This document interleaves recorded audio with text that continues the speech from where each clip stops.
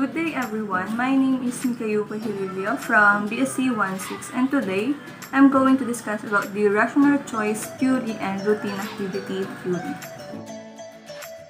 The first topic is rational choice theory. So what is rational? According to Aristotle, human beings are rational animals. So it means that we, the humans, are thinking and calculating our actions if it is beneficial or not before deciding to do it.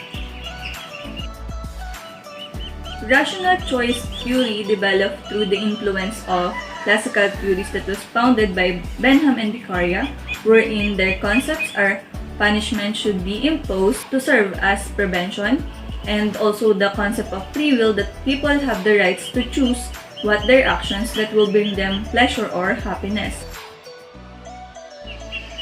Rational choice theory is not only applicable in criminology, it can be also used in economics, like for example in business. Entrepreneurs are planning and deciding if the business that they are going to establish will give them more benefit rather than the capital they invest. While in criminology, rational choice theory simply explains that a person will commit crime after weighing the consequences and benefits of their actions.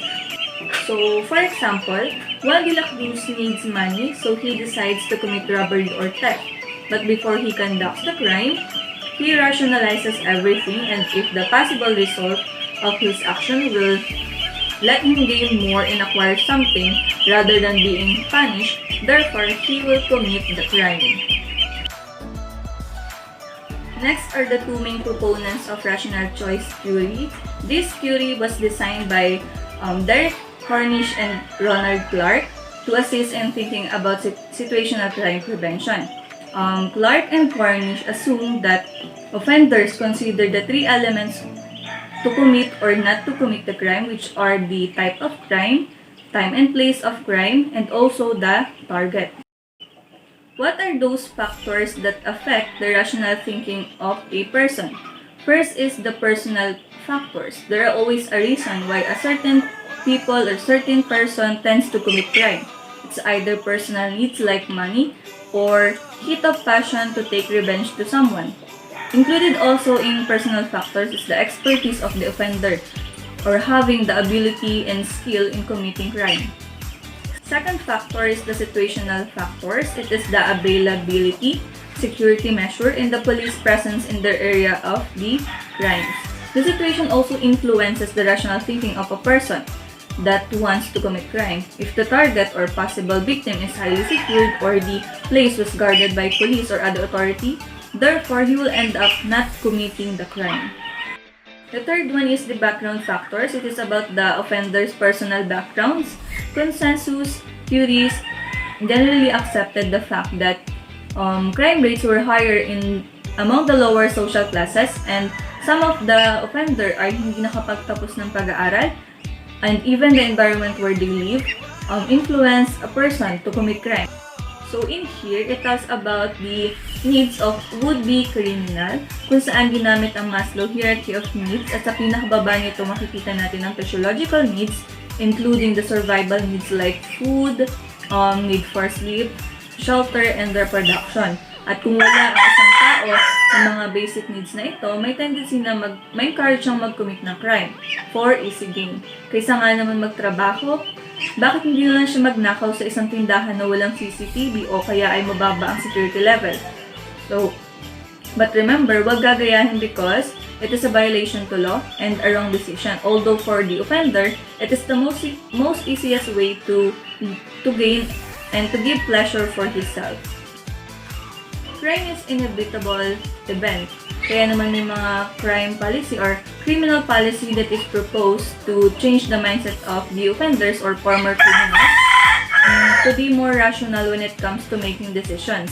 Number one is that incentive for legal behavior must be created.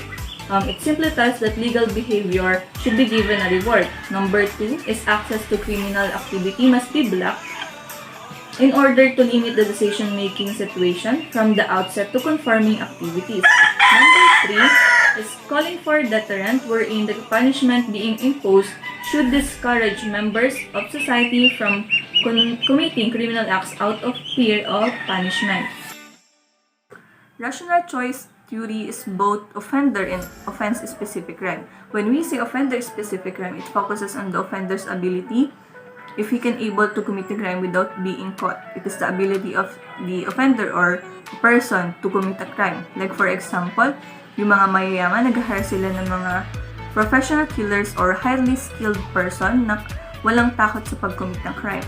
While the offense-specific crime, it focuses on the crime itself, wherein the offender examine the characteristic of the crime that we are going to do. Like for example, riding in tandem.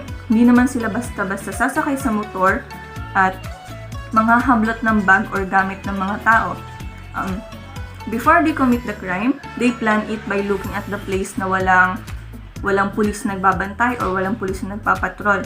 And also, tinignan din nila kung marami bang taong dumadaan doon. And sinisecure din nila yung mga possible way for escape plan if ever na matunugan sila ng mga pulis. The last one is structuring criminality. It stands to reason that a number of personal factors and conditions must be evaluated before someone decides to choose criminality. Some of the personal factors are economic need or opportunity, evaluating personal traits and experience, criminal expertise. There are a lot of personal factors which serve to condition people to choose crime, and it should be evaluated to prevent the commission of crime. Let's move on to the next topic, which is the routine activity theory.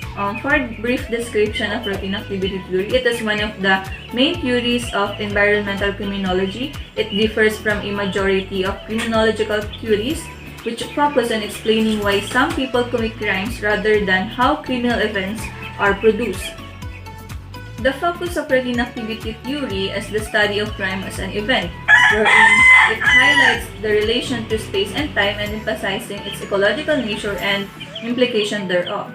The daily routine activities of people, including where they work, the routes they travel to and from school, the groups with whom they socialize, the shop they frequent, and so forth, so strongly when, where, and to whom the crime occurs. Lawrence E. Cohen and Marcus Felson highlighted the dramatic increase in predatory crime over that time period, especially during the decade of the 1960s. Since tumataas ang crime rate sa US, they focus on changes in structural patterns of people's daily activities. Baka may kinalaman sa everyday routine ng mga tao doon, kaya na-encourage yung mga offender na mag-commit ulit ng crime. Routine activity theory states that crime occurs when the following three elements come together in any given space and time. And the three elements are an accessible target, the absence of capable guardian, and the presence of a motivated offender. So one of the elements of crime in routine activity theory is the accessible target. So the target should be accessible enough to successfully commit the crime. The following acronyms have been used to describe accessible targets. First is the VIVA. V stands for value, real or symbolic, from the perspective of the offender. I is the inertia, referring to the size, weight, or the physical aspects of person or good that act as obstacle or impediments to the offender seeing it as suitable. V again is visibility or exposure of targets to offenders. A is access, referring to the design of the site and the placement of the object make it easier to carry out. The second acronym is CRAVE. Clark describes the products that are stolen with the greatest frequency as concealable, removable, available, valuable, enjoyable, and disposable. The next element is the absence of capable guardian, wherein offender can easily do the crime to victim if there is no guardian or nagbabantay dun sa victim, o kaya naman ay si victim ay mag-isa lamang na naglalakad sa isang kalsada or sa isang street, wherein nakikita yun ng mga offender as opportunity na gawin yung krimen sa taong yon. The last element is the presence of a motivated offender. The likely offender may be anyone with motive to commit crime and with the capacity to do so. Although it is most likely to be a young man without stable employment who has failed in school and who has a record of traffic accidents and emergency room visits. So So it simply explains that if a person wants to acquire something or material things such as the latest phone but does not have enough money to buy it, therefore, he will try to steal and commit a crime.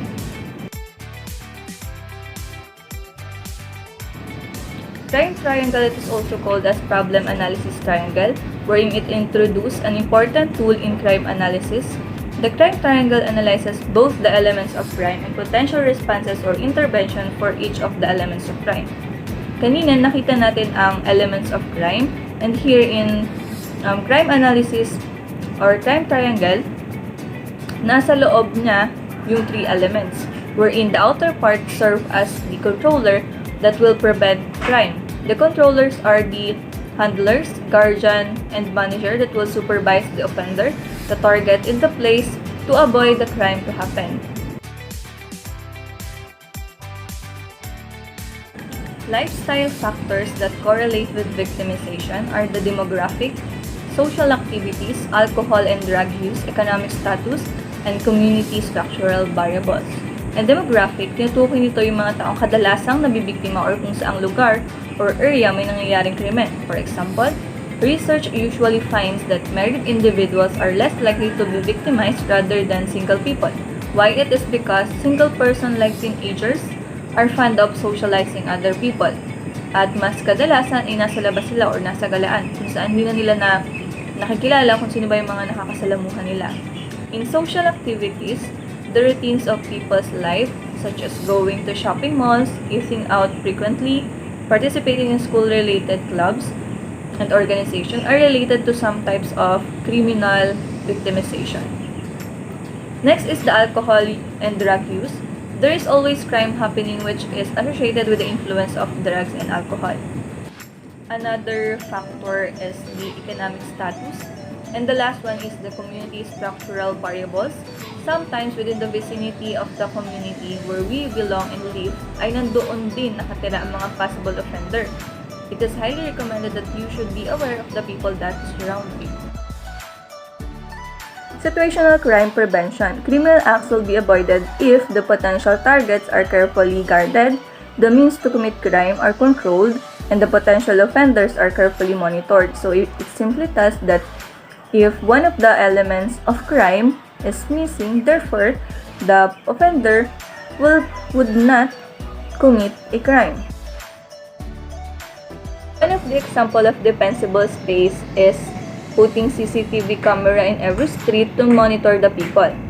And also the Neighborhood Watch. It is an organization of neighbors who pay special attention to each other's houses in order to prevent crime. So, here are some crime prevention strategies. First is increase the effort needed to commit crime. So we should not let the offenders to commit the crime easily.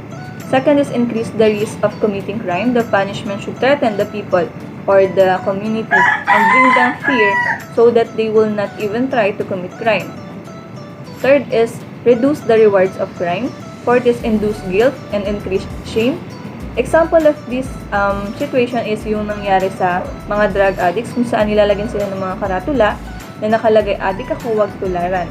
And this scenario will embarrass them. So pag napahiya sila, hindi na nila uulitin yung nagawa nilang krimen. And number 5, reduce provocation. In here, kadalasan ay napoprovoke ang isang tao kaya nakakapag-commission ng crime. Tulad sa mga nagiinuman, simpleng asaran or biruan, minsan nauuwi sa patayan at saksakan. And one of the reason is naasar yung isa or pinrovoke yung isa. 6 is remove excuses. Ignorance to the law excuses no one. Hindi mo pwedeng gamitin na hindi mo alam na labag pala sa batas ang ginawa mo para hindi ka maparusahan. Before I end this discussion, I want to leave this quotation by Nora Roberts, wherein she said that if you don't go after what you want, you'll never have it. If you don't ask, the answer is always no. If you don't step forward, you're always in the same place. That's all. Thank you for watching, and I hope that you acquire something and learn something from my report.